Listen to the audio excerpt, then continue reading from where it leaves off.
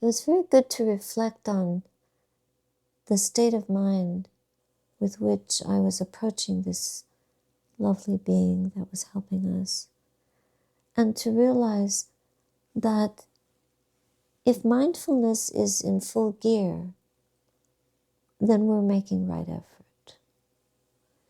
But we can't do it as a concept.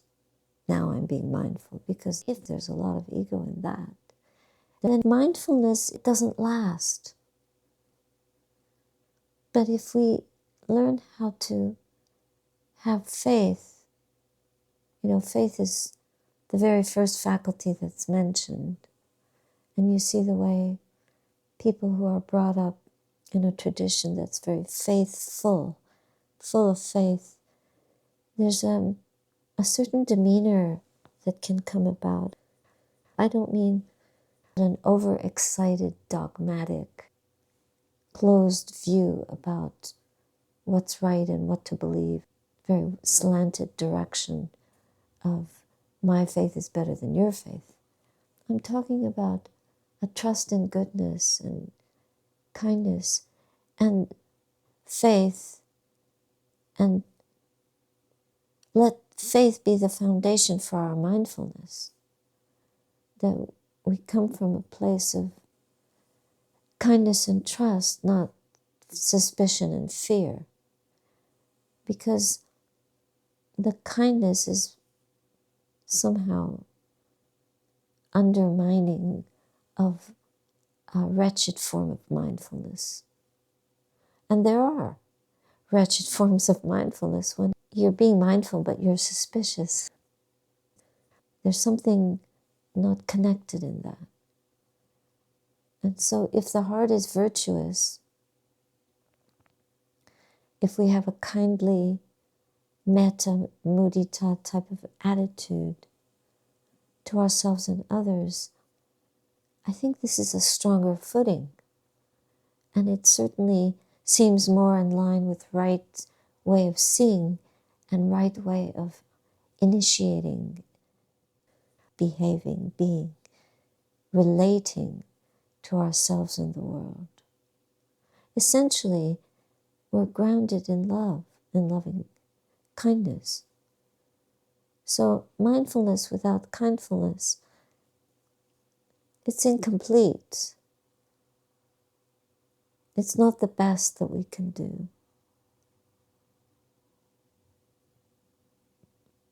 So I pondered that very deeply. And this is why it's dangerous to have the robe for many years and not get reflections from other people.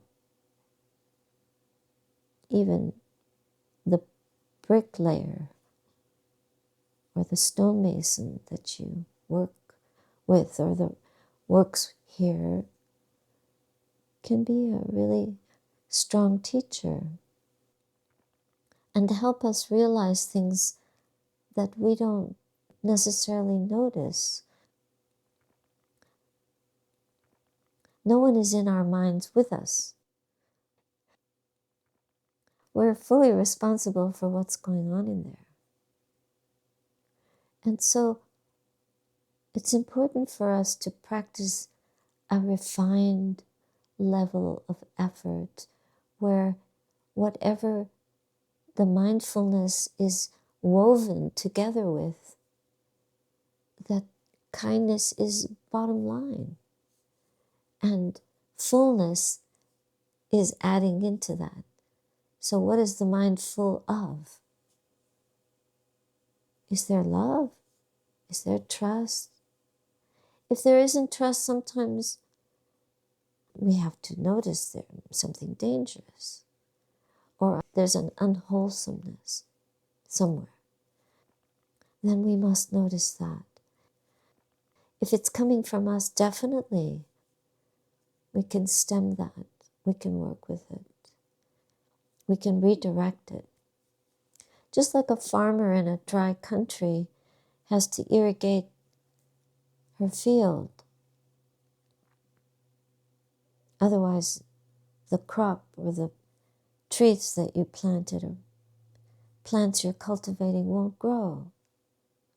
So the same, we won't grow in the practice if we're not irrigating.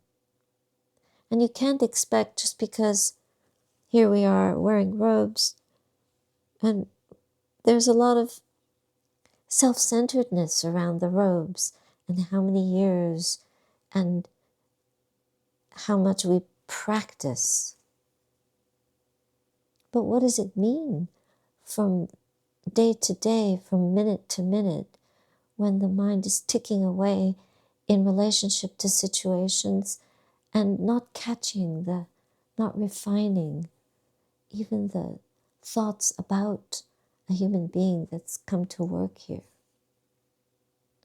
To see where are those thoughts coming from and what are they establishing within the heart.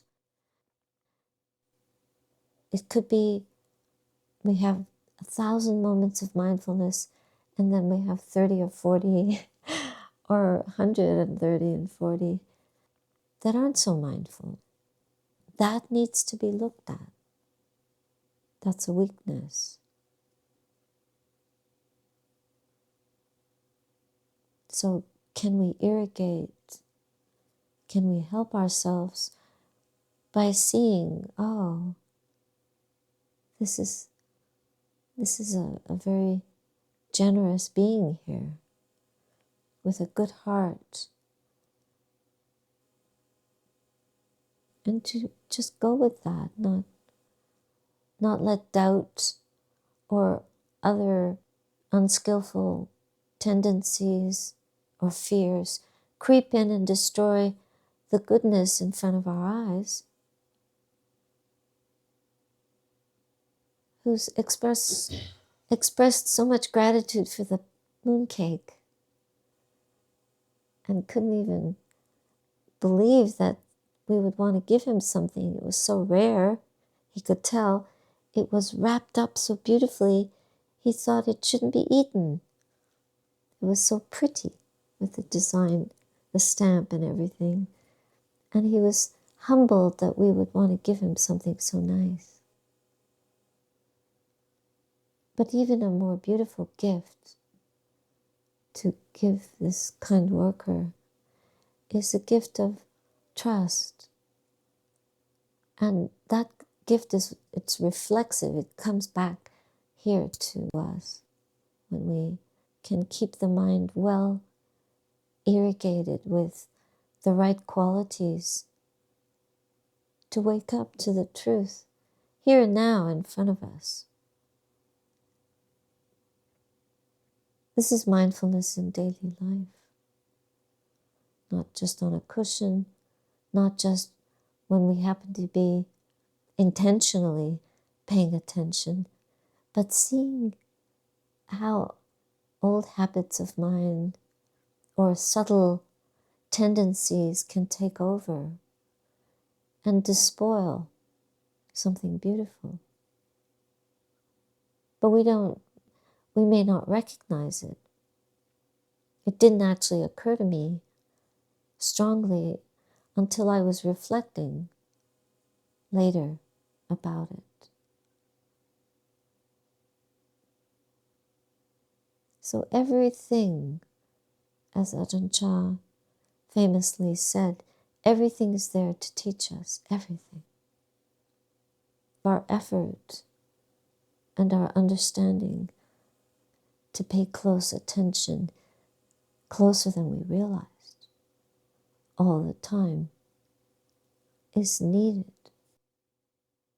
It's very essential. So, leaving our shoes at the door, straightening things out, taking care with small details helps to create that habit of paying attention to the internal details, the microscopic ways that the mind moves along, slithers along sometimes. and ways that can trip us quickly without us really being aware of it. Oh, I followed that train of thought. I followed that train of speech. I followed that train of action. Whoa. To really notice the restraint, the level of restraint. This is a continuous effort. There's an initiating effort, and the persevering effort, and the culminating effort, which brings us to realization from which we cannot fall back. That would be our true safety. People really like it when, if I talk about Dhamma and give a list, Eightfold Noble Path. The lists are nice. But if we took one word, just one word, effort, and chew on it, what does that mean? To have this kind of effort, refined, minutia, is really microscopic. To deeply examine and not be tired of examining and investigating. And to put that in the context of our life, our world, the ingredients, what our life is moving towards, inclining towards, and furthering, irrigating, but also then harvesting and nourishing, nurturing ourselves with. You don't leave the rice in the field. You harvest. And then it gets milled or refined, polished, washed, before it even comes to a shop. There's a huge process. Our minds are like giant processors, but they're invisible, these processors. And we're in this interface with other people, conditions, situations. But there's this process, this interaction, constant. And so to be mindful is to guard that, protect it, be attentive to it in small ways that grow into bigger and more consequential ways, where we affect each other deeply. And to be responsible in how we affect each other, and then how it reverberates within us. Finally, we see that it really is just a processor, not a professor, a processor. But we're professing the truth. We profess it. In the Christian faith, the monastics take profession. And I really like that. Take profession. What does that mean? This is my profession. It's an internal motion. We set it into motion. And the way that we do that is quintessential to our ability to do it well and beautifully, kindly, mindfully, faithfully. Initiating, continuing, and refining onward, inward, until we really know and taste the result as a freedom.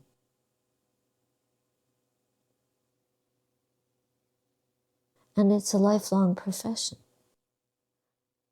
a lifelong enactment of Dhamma, like to reflect the Dhamma is to empty ourselves of all the dross that we've collected, that's been trapped in there.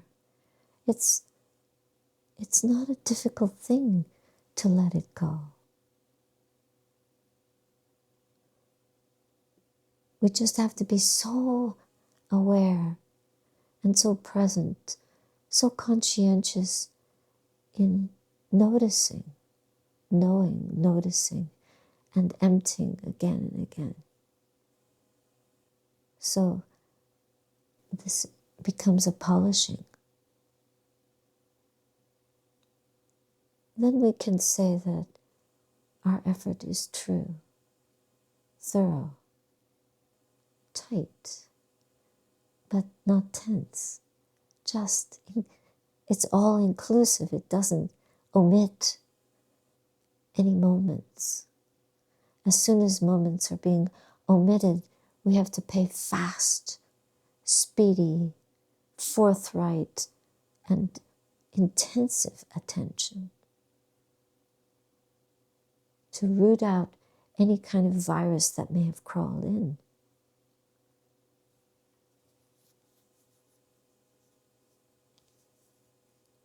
We're very vulnerable.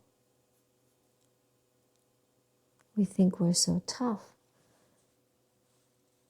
because we've been doing this for X number of years. We could be doing this for 100 years and still not know much. It's not about time. It's about channeling those waters, the milk of human kindness, thoroughly, through and through the heart, in a way that is not personal. There's not an owner of it. There's no one there.